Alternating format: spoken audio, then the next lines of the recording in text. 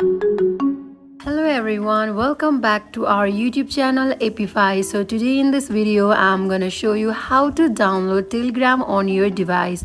So today I'm gonna show you how to download on iPhone, and if you are Android user then you can go to Play Store.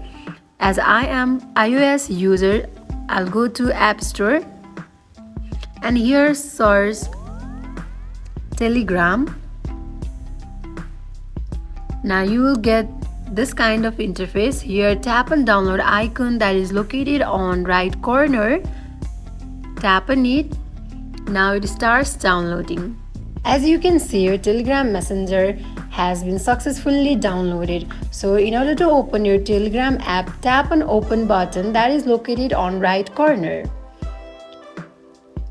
So in this way you can easily download Telegram app on your device.